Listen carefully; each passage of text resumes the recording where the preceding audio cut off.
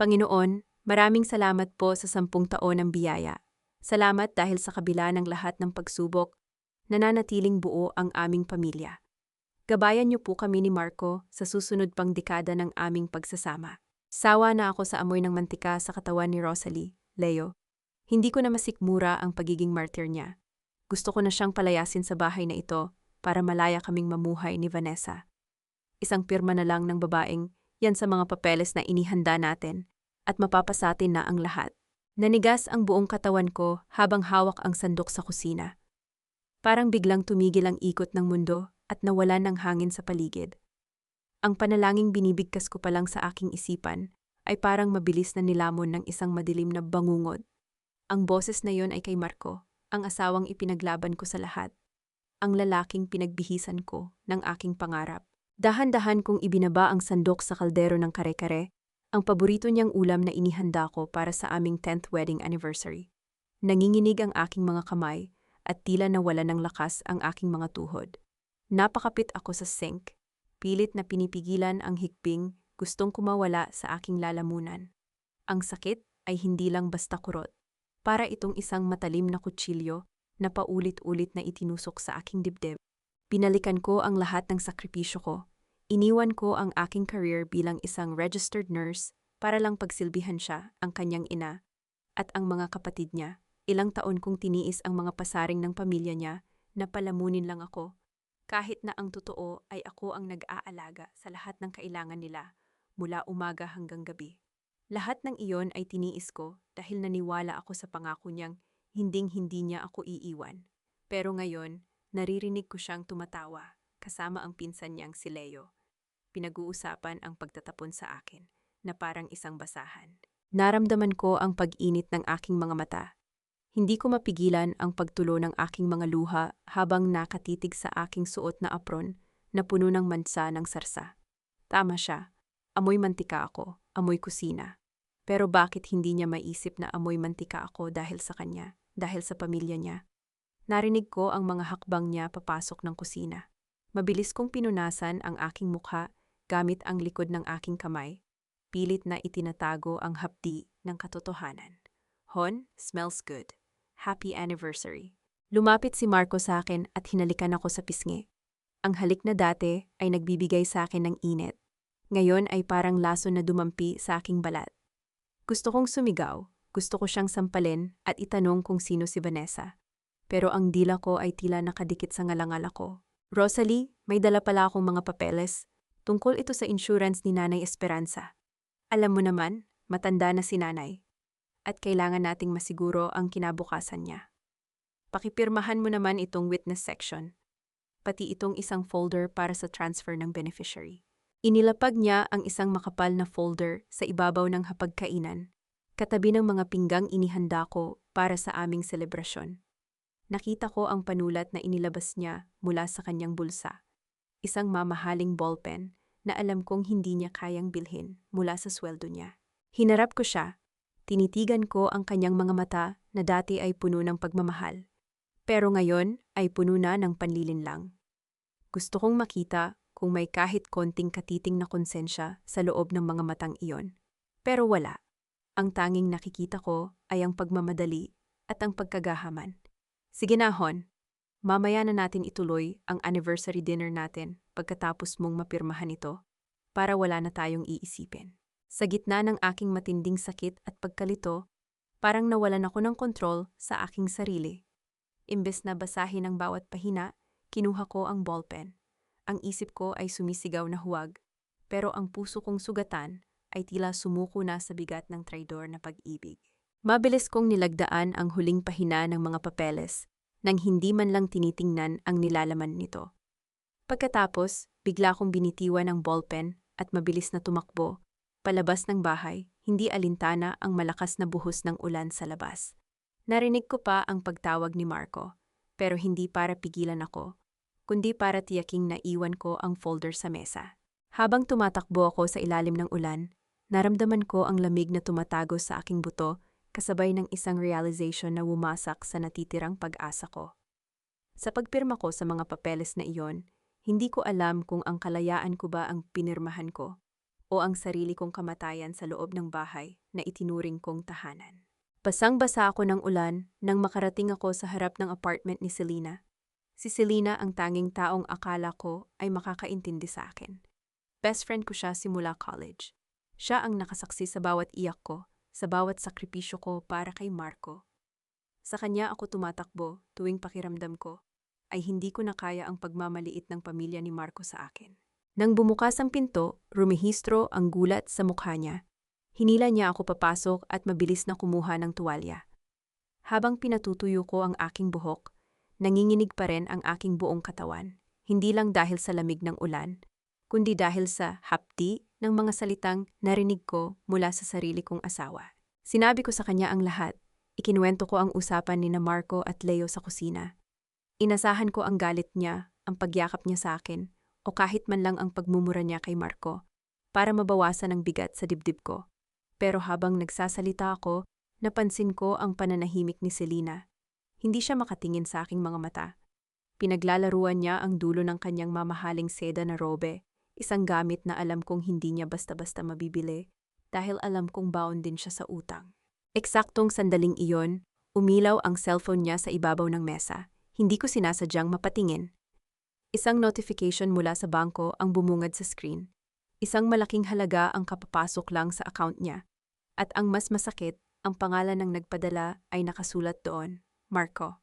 Napatigil ako sa pagpunas ng aking buhok. Parang may kung anong malamig na tubig na muling ibinuhos sa akin.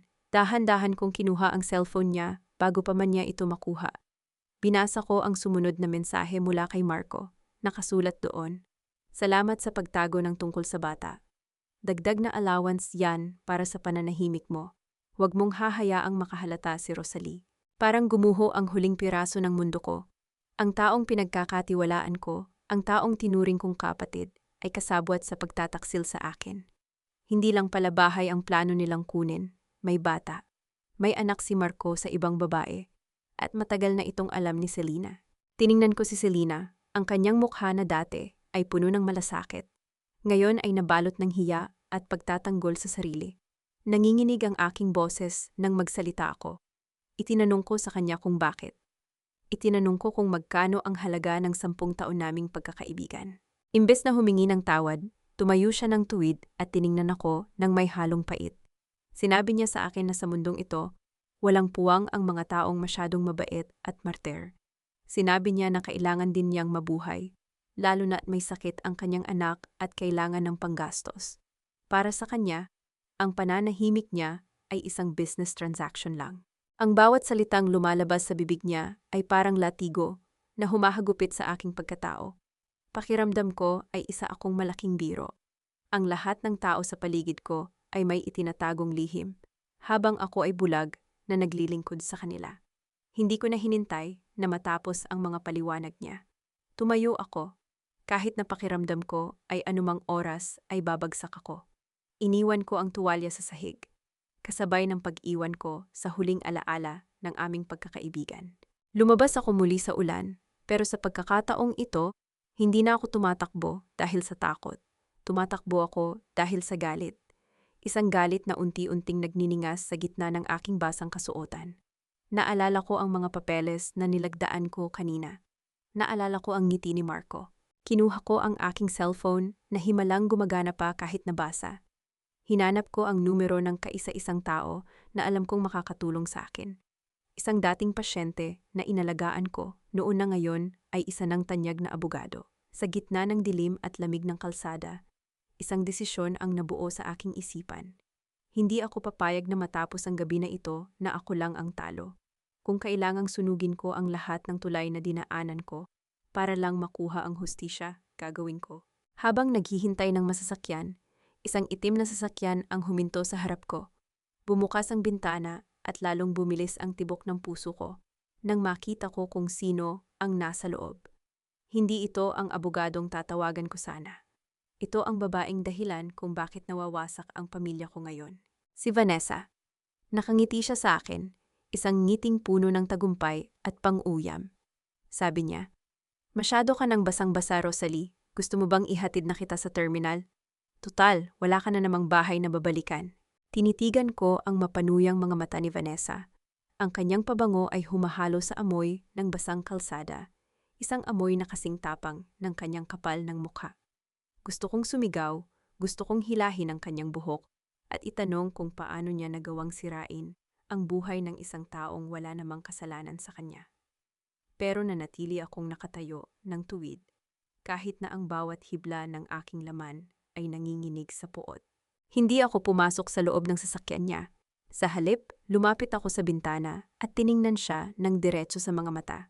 Sinabi ko sa kanya na ang basurang itinapon ko ay hindi ko na kailangang balikan pa, at kung sa tingin niya ay panalo na siya dahil nakuha niya si Marco, nagkakamali siya. Ang nakuha niya lang ay isang lalaking walang bayag at puno ng utang. Nakita ko ang panandaliang pagkairita sa kanyang mukha bago niya muling ibinalik ang kanyang mapait na ngiti. Pinaharurot niya ang kanyang sasakyan, dahilan para tumalsik ang maruming tubig mula sa kalsada sa aking binti. Hindi ako kumibo. Hinayaan ko ang bawat patak ng ulan na hugasan ng aking takot. Naglakad ako pabalik sa bahay, hindi bilang isang asawang nagmamakaawa, kundi bilang isang babaeng handang bawiin ang kanyang dangal. Pagdating ko sa gate, nakita ko ang mga ilaw sa loob ng bahay. Naririnig ko ang tawanan ni Marco at Leo. Nagdiriwang sila. Siguradong iniisip nila na tapos na ang laban dahil nakuha nila ang pirma ko. Dahan-dahan akong pumasok sa likurang pinto. Basang-basa ang sahig sa bawat hakbang ko. Pero wala na akong pakialam. Dumiretso ako sa silid ni Nanay Esperanza. Alam kong siya lang ang tanging kakampi ko sa bahay na ito, kahit na madalas siyang manahimik dahil sa takot sa sarili niyang anak. Pagbukas ko ng pinto, nakita ko si Nanay Esperanza na nakaupo sa kanyang kama, tila naghihintay sa akin. Ang kanyang mga mata ay puno ng lungkot at pag-aalala. Agad siyang tumayo at lumapit sa akin. Hawak ang isang tuyong kumot. Ipinulupot niya ito sa aking balikat at hinawakan ng mahigpit ang aking mga kamay. Sinabi niya sa akin na narinig niya ang lahat ng plano ni Marco. Sinabi niya na matagal na niyang alam ang tungkol kay Vanessa. Pero wala siyang lakas na sabihin sa akin dahil ayaw niyang masaktan ako. Pero ngayon, nakita niya ang hangganan ng kasamaan ng kanyang anak. Rosalie, anak, patawarin mo ako. Masyado kong kinonsinti ang pagkakamali ni Marco. Pero hindi ko hahayaang pati ang bubong sa itaas ng iyong ulo ay makuha nila. Dinala ako ni Nanay Esperanza sa isang sulok ng kanyang silid. Inalis niya ang isang lumang litrato sa dingding at kinuha ang isang maliit na susi mula sa likod nito. Binuksan niya ang isang lumang baul na puno ng mga gamit ni tatay. Mula sa ilalim ng mga lumang damit, inilabas niya ang isang brown envelope. Nanginginig ang kanyang mga kamay nang iabot niya ito sa akin. Sinabi niya na bago pa man mamatay ang biyenan ko, nakita na nito ang pagiging irresponsable ni Marco. Alam ng matanda na darating ang araw na uubusin ni Marco ang lahat para sa kanyang sariling luho. Binuksan ko ang envelope at binasa ang nilalaman nito. Parang tumigil ang tibok ng puso ko. Hindi ito insurance papers. Hindi rin ito tungkol sa utang. Ito ay isang deed of absolute sale at isang kopya ng titulo ng lupa at bahay. Nakalagay doon sa malinaw na mga letra na ang bahay at lupang tinitirhan namin ay matagal nang inilipat sa pangalan ko bilang regalo ng biyenan ko bago siya pumanaw. Ang pirma ko sa mga papeles na ibinigay ni Marco kanina. Walang bisa yon dahil hindi naman si Marco ang may-ari ng bahay na ito. Nanlamig ang aking buong pagkatao. Ang lahat ng pananakot nila, ang lahat ng pagpapaalis nila sa akin, ay pawang mga kasinungalingan. Ako ang tunay na may-ari ng bahay na ito. Nabalik lamang ang aking diwa nang marinig ko ang malakas na kalabog sa pinto ng silid. Bumukas ito ng marahas at pumasok si Marco. Bakas ang galit sa kanyang mukha habang hawak ang mga papeles na pinirmahan ko kanina. Rosalie, akala mo ba matatakasan mo ako? Ano ang ginagawa mo dito sa silid ni nanay? Ibigay mo sa akin ang envelope na, yan! Hinarap ko ang galit na mukha ni Marco habang mahigpit kong itinatago ang envelope sa likuran ko. Ang lalaking dati ay tinitingala ko bilang haligi ng aming tahanan. Ngayon ay parang isang estranghero na puno ng puot at pagkagahaman.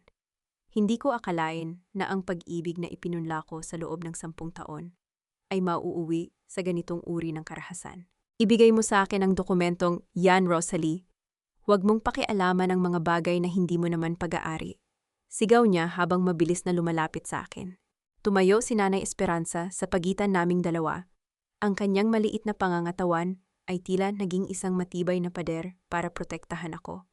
Sinabi niya kay Marco na mahiya ito sa kanyang ginagawa, na pati ang sariling ina ay pinagnanakawan at ang asawa ay pilit na dinadaya. Pero itinulak lang siya ni Marco ng bahagya sa kama. Hindi sapat para saktan ng matanda, pero sapat para ipakita na wala na siyang respeto sa kahit na sino. Sa puntong iyon, pumasok si Vanessa sa silid. May dala siyang baso ng wine at kampanteng sumandal sa hamba ng pinto. Tinitigan niya ako mula ulo hanggang paa, na parang isa lamang akong dumi sa sahig na kailangang linisin. Sinabi niya kay Marco na huwag nang magsayang ng oras sa akin, dahil ang mga katulad ko raw ay madaling takutin. Babe, just take the papers. Bakit ba kailangang magmakaawa sa isang katulong? Sabi ni Vanessa sabay lagok ng kanyang inumin. Ang salitang katulong ay parang isang sampal sa aking pagkatao. Tumingin ako kay Marco, naghihintay na ipagtanggol niya ako, o kahit man lang sawayin ang babaeng iyon. Pero nanatili siyang tahimik at mas lalo pang hinigpitan ang pagkakahawak sa aking braso. Naramdaman ko ang kuko niya na bumaon sa aking balat, isang hapdi na hindi mapapantayan ng sakit ng aking puso. Pinitiwan ko ang envelope, hindi dahil sa takot, kundi dahil alam kong kailangan kong maging matalino. Hindi pa ito ang tamang oras para ipakita ang alas ko. Kung malalaman nilang nasa akin ang titulo, baka kung ano pa ang gawin nila sa akin o kay Nanay Esperanza. Hinayaan ko siyang hablutin ang envelope mula sa kamay ko. Nakangising binuksan ni Marco ang envelope, pero agad ding nagbago ang ekspresyon niya. Ang laman yun ay mga lumang resibo at litrato lamang ni tatay. Mabilis na naitago ni Nanay Esperanza ang totoong titulo sa ilalim ng kanyang unan nang hindi nila napapansin. Akala mo ba maluloko mo ako, Rosalie? Nasaan ang totoong mga papeles ng insurance? Nasaan ang mga dokumentong kailangan ko? Hinarap ko siya ng may malamig na tingin. Sinabi ko sa kanya na wala na siyang makukuha sa akin dahil lahat ng meron ako ay naibigay ko na sa kanya, pati na ang aking dignidad. Sinabi ko na ang tanging natitira sa akin ay ang aking pangalan at hinding-hindi ko na iyon hahayaang madungisan pa niya. Tumalikod ako at mabilis na lumabas ng silid. Narinig ko ang pagsigaw ni Marco at ang pagbasag ng baso sa loob, pero hindi na ako lumingon. Alam kong kailangan kong kumilos ng mabilis bago nila mahalughog ang buong silid ni nanay. Pagbaba ko sa sala, nakita ko si Leo na may dalang mga maleta. Ang mga gamit ko ay nakatambak na sa gilid ng pinto, tila ba basurang nakahandang itapon sa kalsada. Nginitian niya ako ng nakakaloko at sinabing oras na para lisanin ko ang kaharian ng kanyang pinsan. Pero bago ako tuluyang lumabas, isang itim na folder sa ibabaw ng side table ang kumuha ng atensyon ko. Bukas ito ng bahagya at nakita ko ang isang pamilyar na logo. Isang logo ng isang real estate agency na iniimbestigahan ng gobyerno. Mabilis ko itong kinuha at itinago sa ilalim ng aking basang damit. Sa sandaling iyon, hindi na lang basta pagbawi sa bahay ang nasa isip ko. Naramdaman ko ang mabilis na pagtibok ng aking puso.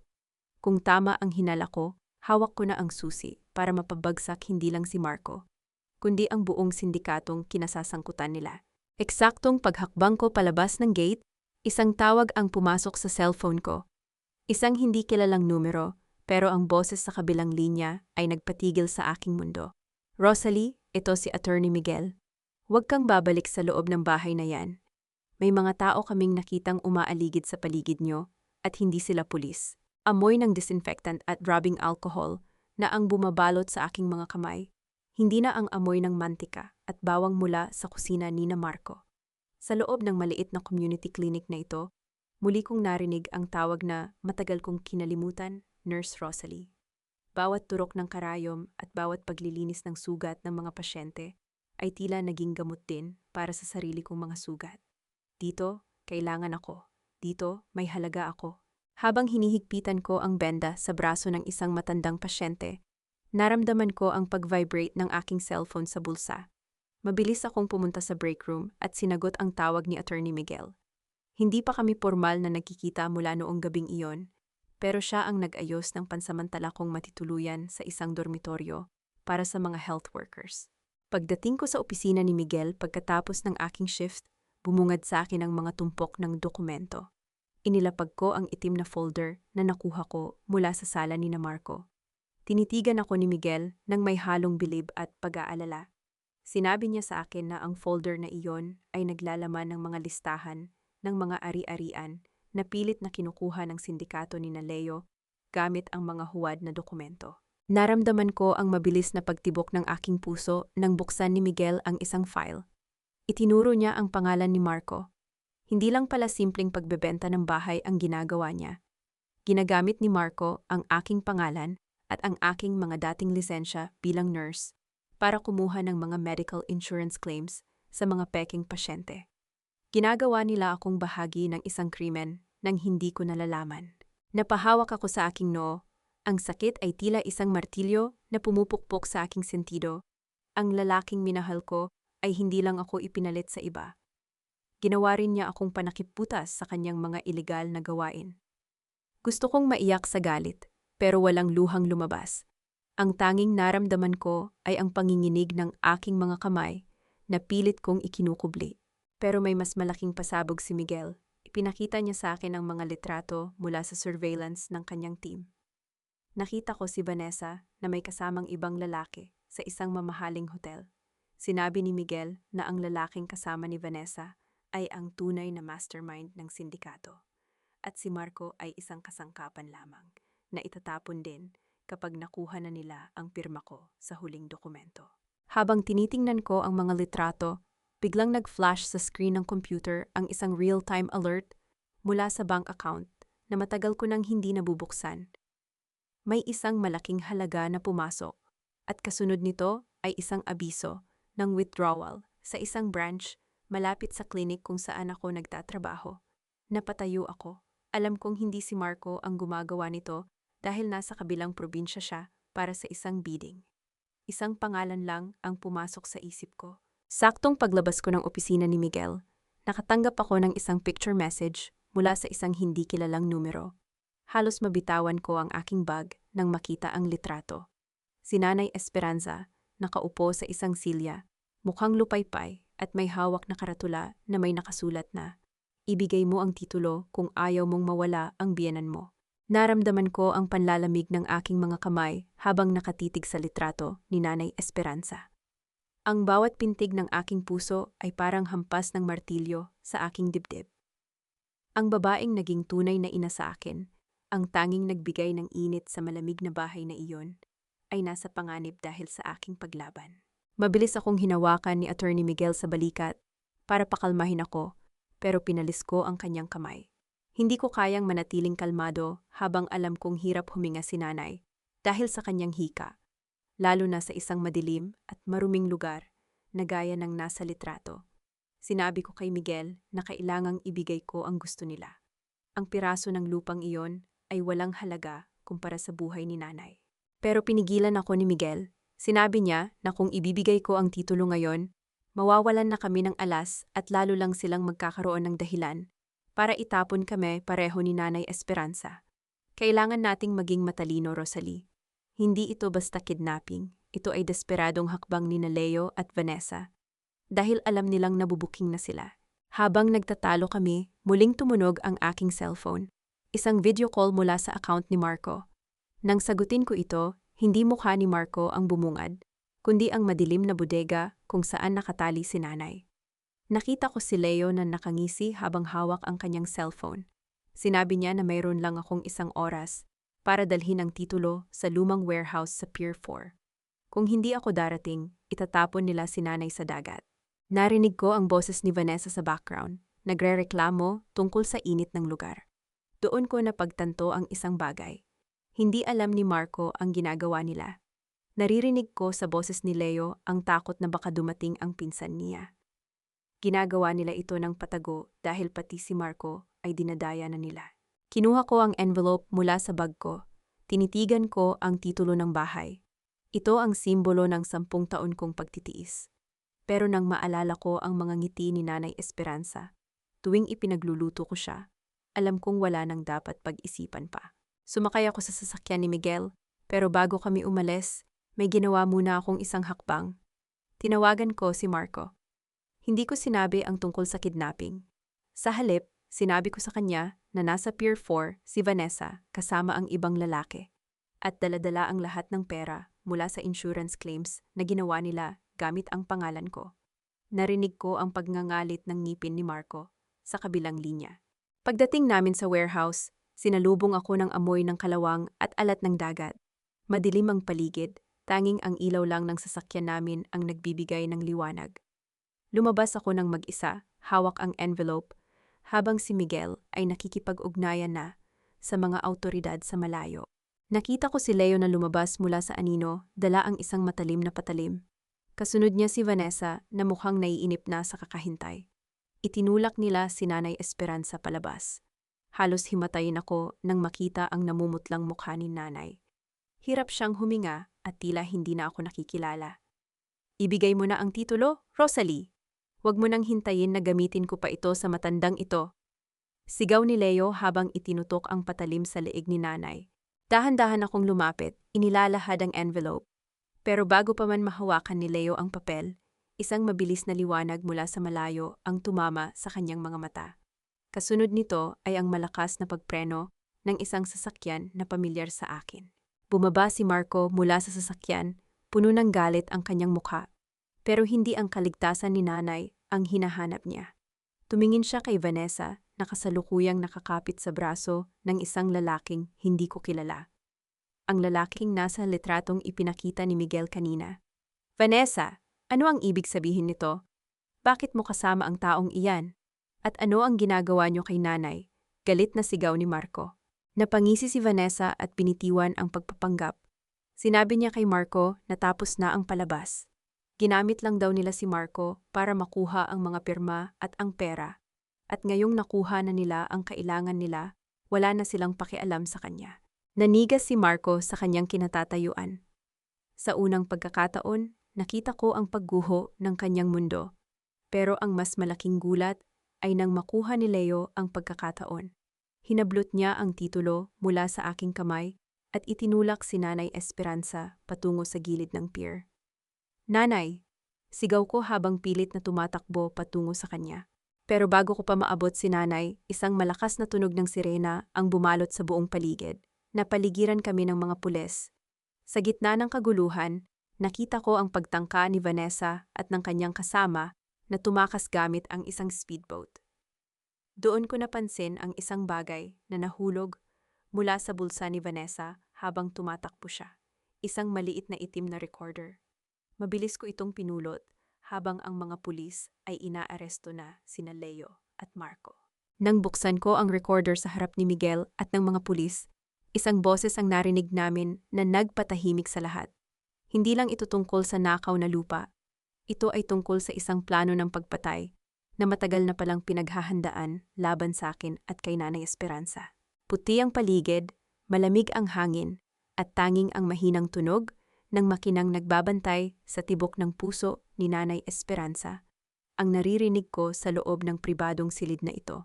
Pakiramdam ko ay bumalik ako sa aking dating mundo bilang isang nurse. Pero ngayon, ang pasyente ko ay ang kaisa-isang tao na itinuring akong pamilya sa gitna ng kataksilan ng sarili kong asawa. Dahan-dahan kong pinunasan ang noo ni Nanay Esperanza. Masakit makita ang mga pasa sa kanyang braso at ang pamumutla ng kanyang mga labi. Habang tinitingnan ko siya, hindi ko maiwasang maisip kung gaano kasama ang loob ni Marco para hayaang mangyari ito sa sarili niyang ina. Ang galit na nararamdaman ko ay hindi na lang para sa sarili ko. Ito ay para sa matandang ito na walang ibang ginawa, kundi magmahal sa isang anak na lulong sa kasakiman. Pumasok si Attorney Miguel sa silid, may dalang kape at isang laptop. Ang kanyang mukha ay seryoso, bakas ang puyat mula sa magdamag na pakikipag-ugnayan sa mga pulis. Inilapag niya ang recorder na nakuha ko sa pantalan sa ibabaw ng mesa. Rosalie, kailangan mong marinig ito. Ito ang magpapatibay sa kaso natin laban sa kanila, sabi ni Miguel sa mahinang boses. Nang pindutin niya ang play button, ang boses ni Vanessa ang unang lumabas. Malutong ang kanyang tawa, isang tunog na nagpapatindig ng balahibo ko. Sinasabi niya kay Leo na hindi sapat na makuha lang ang bahay. Kailangan daw mawala ako sa eksena ng permanente. para hindi na ako makahabol pa sa mga insurance claims na kinuha nila sa pangalan ko. Gawin mong mukhang aksidente, Leo, isang overdose o kaya ay car crash pagkatapos niyang pumirma. Isama mo na rin ang matanda para wala nang maghahanap sa kanya. Ang boses ni Vanessa ay parang galing sa ilalim ng lupa sa sobrang lamig. Napahawak ako sa aking dibdib. Hindi lang pala pera ang gusto nilang kunin. Gusto nilang kitlin ang buhay ko at ang buhay ng sariling ina ni Marco. At ang mas masakit, narinig ko ang boses ni Marco sa background. Hindi siya nagsalita, hindi siya tumutol. Ang kanyang pananahimik ay ang pinakamasakit na kumpirmasyon ng kanyang pagsang-ayon. Nanginginig ang aking panga sa sobrang galit. Gusto kong sumigaw, gusto kong hanapin si Marco sa kulungan at itanong kung paano niya nagawang manahimik habang pinaplano ang kamatayan namin. Pero pinigilan ko ang aking sarili. Hindi ako iiyak. Tapos na ang panahon ng pagluha ko para sa isang halimaw na gaya niya. Eksaktong sandaling iyon, bumukas ang pinto ng silid. Akala ko ay nurse ang papasok, pero laking gulat ko nang makita ko si Selena. Mukha siyang losyang, magulo ang buhok, at puno ng luha ang mga mata. Lumapit siya sa akin at pilit na hinahawakan ang aking mga kamay. Pero mabilis ko itong iniwas. Rosalie, please, tulungan mo ako. Kinuha ng mga pulis ang lahat ng pera ko dahil daw galing iyon sa ilegal na aktibidad ni Marco. Wala akong pambayad sa ospital ng anak ko. Ikaw lang ang pag-asa ko, Rosalie. Pagmamakaawa niya habang lumuluhod sa harap ko. Tinitigan ko siya ng walang emosyon. Sinabi ko sa kanya na ang perang tinanggap niya kapalit ng pananahimik niya ay perang may bahid ng dugo at luha ko. Sinabi ko na kung may malasakit siya sa anak niya, sana ay naisip niya iyon bago siya nakipagsabwatan sa mga taong gustong pumatay sa akin. Tumayo ako at tinuro ang pinto. Sinabi ko sa kanya na hinding-hindi ko na siya kilala. Ang Rosalie na laging nagpapatawad ay matagal na ring namatay kasabay ng tiwala ko sa kanila. Nang makaalis si Selena, muling humarap sa akin si Miguel. May hawak siyang isang bagong dokumento mula sa presinto. Nagbago ang timpla ng kanyang mukha. Sinabi niya na may bagong statement si Marco. Rosalie, baliktad ang nangyayari. Itinatanggi ni Marco ang lahat. Sinasabi niya na ikaw ang mastermind ng lahat ng insurance fraud dahil ikaw ang may alam sa medical procedures bilang nurse. Sinabi niya na pinilit mo lang siyang pumirma sa mga ilegal na dokumento at balak mo siyang iwan para sumama sa ibang lalaki. Napatawa ako ng mapait. Ang kapal ng mukha niya ay wala talagang hangganan. Pero bago pa ako makasagot, pumasok ang isang pulis sa silid. Nurse Rosalie, kailangan niyo pong sumama sa amin sa istasyon. May lumabas na testigo na nagtuturo sa inyo bilang utak ng sindikato at may nakita silang mga ilegal na gamot at huwad na dokumento sa loob ng locker niyo sa clinic. Nakaluhod si Marco sa loob ng interrogation room, umiiyak at nagmamakaawa sa mga pulis nang makapasok ako. Ang galing niyang umarte. Kung hindi ko lang narinig ang usapan nila sa recorder, baka naniwala pa ako na siya ang biktima rito. Tumingin siya sa akin nang may halong puot at kunwaring sakit, na parang ako ang sumira sa buhay niya. Sir, siya po ang utak. Nurse siya, alam niya kung paano pikein ang mga medical certificate at insurance claims. Ginagamit niya ang lisensya niya para makakuha ng pera. Ako naman, dahil mahal ko siya, pumipirma lang ako sa mga dokumentong ibinibigay niya sa akin nang hindi binabasa. Wala akong alam, sir. Ang boses ni Marco ay nanginginig, punong-puno ng pekeng emosyon. Tiningnan ko siya ng diretso sa mga mata. Hindi ako kumurap, hindi ako sumigaw. Nanatili akong kalmado kahit na ang loob ko ay parang bulkang sasabog na. Inilapag ng investigador ang mga plastik na naglalaman ng mga gamot at dokumento na nakuha raw sa locker ko sa clinic. Nurse Rosalie, paano mo ipapaliwanag ang mga ito? Itong mga vial ng morphine at fentanyl na nawawala sa stock ng ospital nyo. At itong mga pirmadong claims na nakapangalan sa mga pasyenteng matagal na palang patay. Tanong ng pulis habang nakatitig sa akin ng matalim. Huminga ako ng malalim, dahan-dahan kong kinuha ang isa sa mga dokumento. Bilang isang nurse sa loob ng 10 taon, alam ko ang bawat detalye ng medical records. Napansin ko agad ang isang bagay na nakalimutang itago ng isang taong hindi marunong sa medisina. Isang taong tulad ni Marco o ni Leo. Sir, tingnan niyo po ang petsa ng mga medical reports na ito. Nakasulat dito na isinagawa ang mga procedures noong July 15. Noong petsang iyon, nasa kabilang probinsya ako para alagaan ang biyenan ko, na si Nanay Esperanza, matapos siyang atakihin ng hika. May mga logbook ang klinik at mga saksi na magpapatunay na hindi ako pumasok sa trabaho sa loob ng 1 linggo. Mahinahon kong paliwanag. Lumingon ako kay Marco na biglang natigilan sa pag-iyak. Nagpatuloy ako. At tungkol sa mga gamot na ito sa locker ko, ang mga vial na ito ay may batch number na nagsisimula sa VM. Sir, ang mga gamot na galing sa klinik namin ay nagsisimula sa RC. Ang batch number na VM ay pagmamay-ari ng isang distributor na pag-aari ng pamilya ni Vanessa. Madali niyo pong ma-verify yan sa Food and Drug Administration. Nakita ko ang pagpawi ng kulay sa mukha ni Marco. Ang kanyang mga mata ay pabalik-balik sa akin at sa pulis. Nagsimula siyang pagpawisan ng malapot. Hindi niya akalain na kabisado ko ang bawat numero at sistema ng aming trabaho. Akala niya ay sapat na ang itanim ang ebidensya para madiin ako. At isa pa, Marco, dagdag ko habang lumalapit sa kanya, ang pirma ng doktor na nakalagay sa mga huwad na claims na ito ay kay Dr. Arnaldo. Patay na si Dr. Arnaldo, 2 taon na ang nakalilipas. Siguro nakalimutan mong i-check ang status ng doktor bago mo ginaya ang pirma niya mula sa mga lumang reseta na ninakaw mo sa gamit ko. Napahampas sa mesa ang investigador at lumingon kay Marco. Ano ngayon ang masasabi mo, Mr. Valdez? Mukhang ikaw ang maraming ipapaliwanag dito. Pero bago pa makasagot si Marco, biglang bumukas ang pinto ng kwarto. Pumasok ang isang pulis na may dalang masamang balita. Sir, tumakas si Leo mula sa holding cell. At may report kaming natanggap. May nakitang bangkay ng isang babae sa loob ng isang abandonadong sasakyan sa malapit sa airport. Ang pagkakakilanlan, tugma sa description ni Vanessa. Nanlaki ang mga mata ni Marco. Napasandal siya sa pader at dahan-dahang napaupo sa sahig. Ang takot sa kanyang mukha ngayon ay totoo na. Hindi lang siya mawawalan ng pera.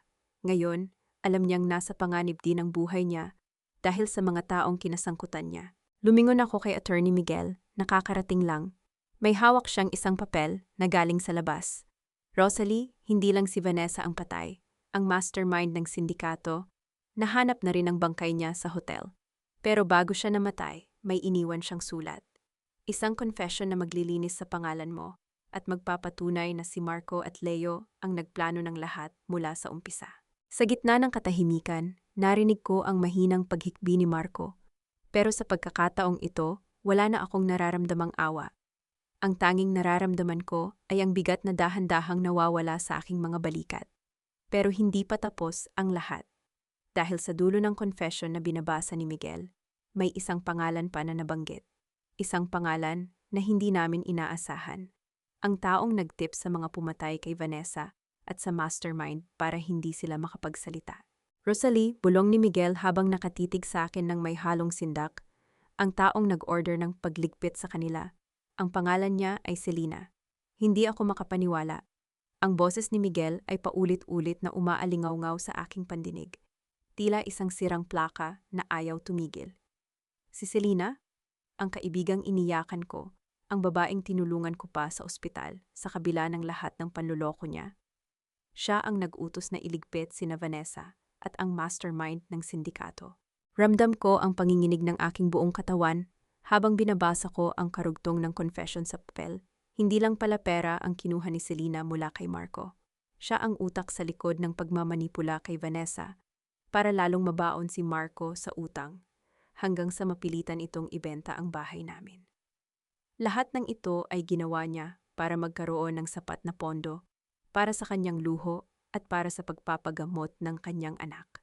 Pero may mas malalim pang sikreto. Mabilis kaming nagtungo ni na Miguel at ng mga pulis sa ospital kung nasaan ang anak ni Selena. Bilang isang nurse, pamilyar ako sa bawat sulok ng gusaling iyon. Nang makarating kami sa pediatric ward, nakita ko si Selena na nagmamadaling mag-empake ng mga gamit. Mukhang naramdaman niyang malapit na siyang masukol. Hinarap ko siya sa gitna ng hallway. Ang kanyang mga mata na dati ay puno ng peking luha. Ngayon ay puno ng galit at desperasyon. Hindi na siya ang Selena na nakilala ko. Ang babaeng nasa harap ko ngayon ay isang estranghero na handang pumatay para lang sa sariling kapakanan. Rosalie, huwag kang makialam dito. Ginawa ko lang ang lahat para sa anak ko. Ikaw, wala kang alam sa hirap ng maging isang ina na walang maipakain sa anak. Sigaw niya habang pilit na itinutulak ang wheelchair ng bata. Huwag mong gamitin ang anak mo para sa kasamaan mo, Selena, sigaw ko pabalik. Nakita ko ang medical records ng anak mo kanina habang papunta kami rito. B positive ang blood type niya, Selena. Alam nating pareho na type O ka at type O rin si Marco. Hindi posibleng anak ni Marco ang batang yan. Natigilan si Selena. Ang kanyang mukha ay nawala ng kulay, mas maputi pa sa pader ng ospital. Ang sikretong matagal niyang itinago, ang alas na ginamit niya para perahan si Marco sa loob ng maraming taon, ay biglang gumuho sa harap ko. Niloko mo si Marco. Pinaniwala mo siyang anak niya ang batang ito para magkaroon ka ng dahilan na humingi ng pera sa kanya gabi-gabi. At nang malaman ni Vanessa ang totoo, pinapatay mo sila para manatiling lihim ang lahat, hindi ba? Ang boses ko ay matapang na, wala nang bahid ng takot. Tumawa si Selena ng malakas, isang tawang nakakakilabot na umalingaw-ngaw sa tahimik na hallway. Sinabi niya na tanga si Marco dahil naniwala ito sa isang gabi ng pagkakamali na hindi naman talaga nangyari. Ginamit niya lang daw ang kahinaan ni Marco para makuha ang lahat ng gusto niya. At ang mas masakit, sinabi niya na matagal na siyang naiinggit sa akin dahil sa kabila ng pagiging martir ko, ay laging ako pa rin ang tinitingala ng lahat. Biglang bumunot ng isang maliit na scalpel si Selena mula sa kanyang bag. Mukhang ninakaw niya ito sa nurse station. Itinutok niya ito sa sarili niyang anak na natutulog sa wheelchair. Huwag kayong lalapit. Kung hindi ako makakaalis dito, walang makakaalis sa atin ng buhay. Nagkagulo ang mga tao sa hallway. Ang mga nurse at pasyente ay nagsimulang magtakbuhan. Naramdaman ko ang mabilis na pagtibok ng aking puso. Bilang isang nurse, alam ko kung gaano kabilis makamamatay ang isang hiwa sa maling parte ng katawan, lalo na sa isang bata. Dahan-dahan akong humakbang pasulong, itinaas ko ang aking mga kamay para ipakita na wala akong armas. Sinubukan kong gamitin ang aking boses na madalas kong ginagamit para pakalmahin ang mga pasyenteng nagwawala. Selena, tingnan mo ang bata. Hindi siya gamit, hindi siya pera. Anak mo siya. Huwag mong hayaang ang huling alaala niya sa'yo ay ang pagiging isang halimaw, mahinahon kong sabi, habang unti-unting lumalapit. Nanginginig ang kamay ni Selena. Nakita ko ang pag-aalinlangan sa kanyang mga mata. Pero bago pa man siya makasuko, isang pamilyar na boses ang narinig namin mula sa dulo ng hallway. Si Leo. Sugatan, madumi, at may hawak na baril. Walang aalis dito hanggat hindi ko nakukuha ang perang ipinangako niyo sa akin. Sigaw ni Leo habang itinututok ang baril sa aming lahat. Sa gitna ng tensyon, isang malakas na pagputok ang bumasag sa katahimikan ng ospital. Hindi ito galing sa baril ni Leo, kundi mula sa mga pulis na nakapwesto na pala sa kabilang panig. Pero bago pa man matumba si Leo, nakita ko ang mabilis na pagkilos ni Selena. Imbes na protektahan ang kanyang anak, ginamit niya ang wheelchair bilang panangga para makatakas patungo sa emergency exit. Naramdaman ko ang paghinto ng mundo ko nang makita kong mawala ng balanse ang wheelchair patungo sa hagdanan. Hindi ko na inisip ang panganib. Tumakbo ako ng mabilis at tumalon para harangin ang pagkahulog ng bata. Naramdaman ko ang matinding sakit na gumuhit sa aking mga braso at balikat nang bumagsak ako sa matigas na semento ng hagdanan. Pero sa gitna ng hapdi, wala akong ibang inisip kundi ang kaligtasan ng bata. Mahigpit ko siyang niyakap sa aking dibdib. Ginawa kong panangga ang sarili kong katawan para hindi siya tumama sa matatalim na kanto ng baitang. Nang tumigil ang aming paggulong, naramdaman ko ang mainit na likido na dumadaloy mula sa aking noo, pero nakahinga ako nang maluwag nang marinig ko ang malakas na iyak ng bata. Buhay siya, ligtas siya. Sa sandaling iyon, hindi ko nakita ang anak ng isang kaibigang nagkanulo sa akin. Nakita ko lang ang isang inosenteng buhay na walang kinalaman sa kasamaan ng mga matatanda sa paligid niya. Mabilis na rumesponde ang mga medical team at mga pulis. Kinuha nila ang bata mula sa aking mga kamay habang naririnig ko ang nagpupumiglas na sigaw ni Selena sa dulo ng hallway. Nahuli siya habang pinapandasan siya ng posas. Wala siyang ibang ginawa kundi ang sumumpa at manisi ng ibang tao. Kahit sa huling sandali, hindi siya nagpakita ng pagsisisi. Isinakay siya sa mobile ng pulis kasama si Leo na kasalukuyang ginagamot ang tinamong sugat mula sa baril. 1 linggo ang lumipas. Nakatayo ako sa harap ng aming lumang bahay. Ang bahay na itinuring kong kulungan sa loob ng 10 taon, pero ngayon ay simbolo na ng aking tagumpay. Kasama ko si Attorney Miguel at si Nanay Esperanza na nakaupo na sa kanyang wheelchair. Mas masigla na ang kanyang hitsura at puno ng pag-asa ang mga mata. Hawak ko ang orihinal na titulo ng lupa. Sa tulong ni Miguel, napatunayan sa korte na walang bisa ang anumang pirma o dokumentong ginawa ni Marco dahil sa panlilinlang at pamimeke ng mga dokumento. Ngayon, opisyal na kaming nakabalik. Bumukas ang pinto ng bahay at lumabas si Marco. Hindi na siya ang mapagmataas na lalaking laging nakasuot ng plansadong polo. Mukha siyang taong labas. Magulo ang balbas at bakas ang takot sa kanyang mga mata. Kasunod niya ang kanyang mga kapatid na dati ay kung ituring ako ay parang basahan sa loob ng bahay. Ngayon, nakayuko sila. Dala-dala ang kanilang mga gamit sa loob ng mga plastic na bag. Rosalie, please, saan kami pupunta? Wala kaming matutuluyan. Kahit sa garahe na lang muna kami, pangako, magtatrabaho ako, pagmamakaawa ni Marco, habang pilit na hinahawakan ang dulo ng aking damit. Tiningnan ko siya ng diretso sa mga mata. Walang galit, walang poot. Tanging matinding awa na lang ang nararamdaman ko para sa kanya. Sinabi ko sa kanya na ang garahe ay para sa mga sasakyan, hindi para sa mga taong marunong mangmaliit at pumatay ng sariling dangal. Sinabi ko na sa loob ng 10 taon, binigyan ko siya ng lahat, pero ang isinukli niya ay ang pagtatangka sa buhay ko at ng sarili niyang ina. Marco, ang bahay na ito ay naitayo sa pagmamahal ni tatay at sa sakripisyo ko. Wala nang puwang dito ang mga taong ang tanging alam ay manira ng buhay. Umalis na kayo bago ko patawagin ang mga pulis para sa trespassing. Ang boses ko ay kalmado pero bawat salita ay may bigat ng awtoridad. Nakita ko ang pagtulo ng kanyang mga luha habang dahan-dahan siyang tumatalikod. Walang sino man sa pamilya niya ang nagtangkang lumaban. Alam nilang talo na sila. Habang naglalakad sila palabas ng gate, naramdaman ko ang isang malaking pasanin na nawala sa aking dibdib. Humarap ako kay Nanay Esperanza at hinawakan ang kanyang kamay. Nanay, tayo na sa loob. Magluluto ako ng paborito nyo, pero sa pagkakataong ito, wala nang amoy ng mantika ng pagtitiis. Amoy ng bagong simula na ang lalabas sa kusina natin. Ngumiti si Nanay at tumango. Pumasok kami sa loob ng bahay at sa unang pagkakataon, naramdaman kong ang hangin sa loob ay malinis at presko. Pero bago ko tuluyang isara ang pinto, may isang sasakyang huminto sa tapat. Isang lalaking nakauniporme ng kartero ang bumaba at may iniabot na sulat. Galing ito sa kawanihan ng bilangguan. Isang sulat mula kay Selena. Binuksan ko ito at binasa ang iisang pangungusap na nakasulat. Hindi pa tapos ang laro, Rosalie. Hanapin mo ang bata kung gusto mong malaman ang huling lihim ni Marco. Hawak ko ang sulat ni Selena habang nakatanaw sa labas ng bintana. Ang mga salita niya ay tila mga anay na unti-unting kumakain sa katahimikang pilit kong binuo sa loob ng nakaraang mga araw. Hindi ko mapigilang mapahawak sa aking sentido. Akala ko ay tapos na ang lahat ng mailabas ko na ang mga gamit ni Marco sa bahay na ito. Pero mukhang may isang malalim na hukay pa ang hindi ko nadidiskubre.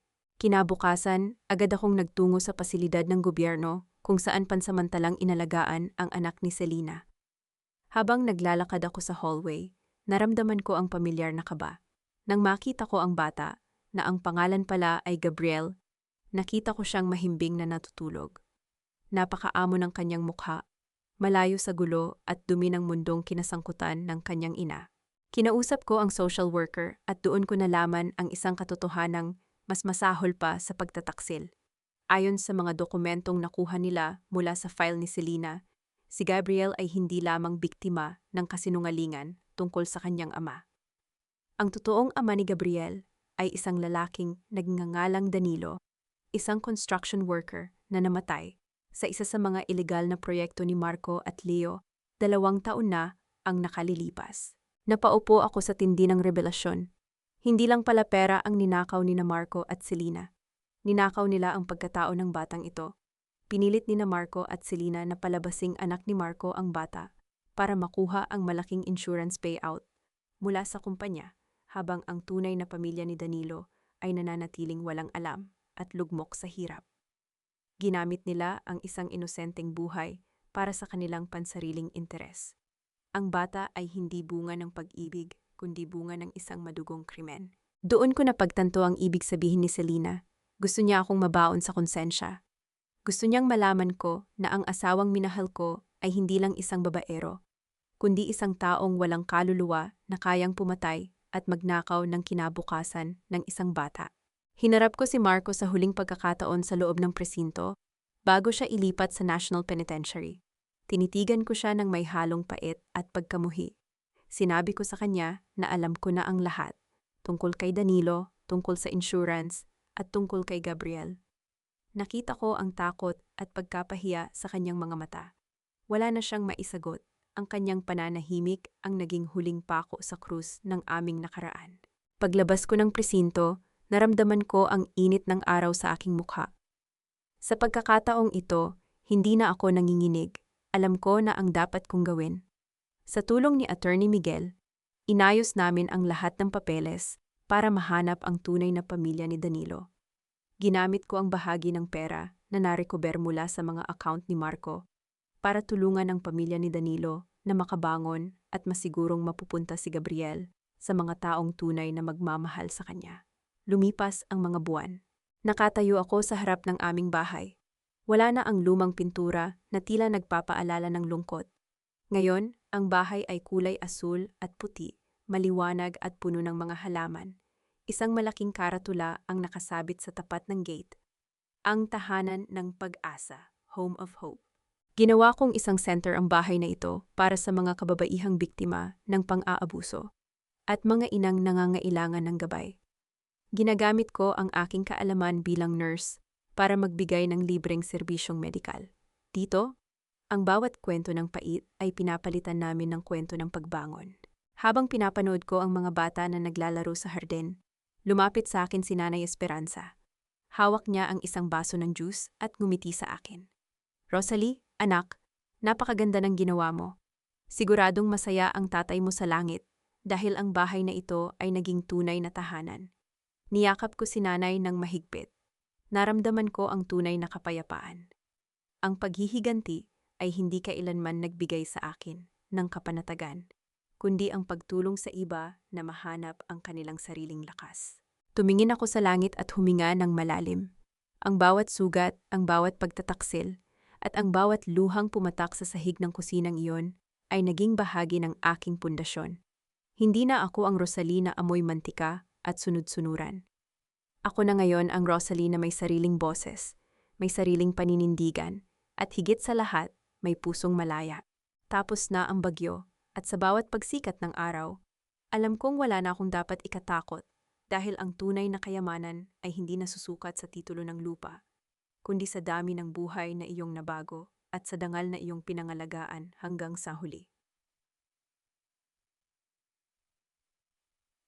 Narito na tayo sa huling pahina ng ating kwento.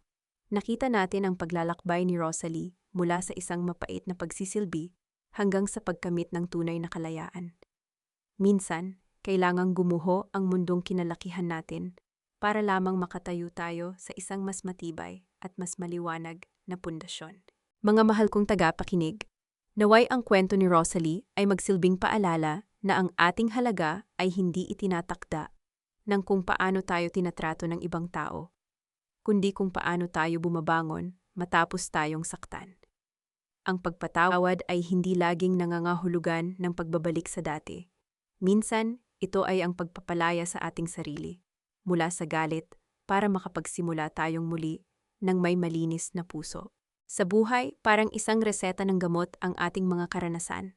May mga mapait, may mga mahirap lunukin, pero lahat sila ay kailangan para sa ating paggaling. Huwag mong hayaang ang isang maling kabanata ay maging katapusan ng iyong buong libro. Tulad ni Rosalie, harapin mo ang bukas ng may dangal at pag-asa. Salamat sa inyong matiyagang pakikinig at pagsama sa akin sa biyaheng ito. Ano ang inyong naging reaksyon sa desisyon ni Rosalie na tulungan ang pamilya ni Danilo sa huli? Kung kayo ang nasa kalagayan niya, magagawa niyo rin bang magpatawad at tumulong sa kabila ng lahat? Ibahagi ang inyong mga saloobin sa comment section. At huwag kalimutang i-like at i-share ang ating kwento para mas marami pa tayong mainspirasyong kababaihan. Mula dito sa aming himpilan, hangad namin ang inyong kaligtasan at kalakasan ng loob. Hanggang sa muling pagkukwentuhan.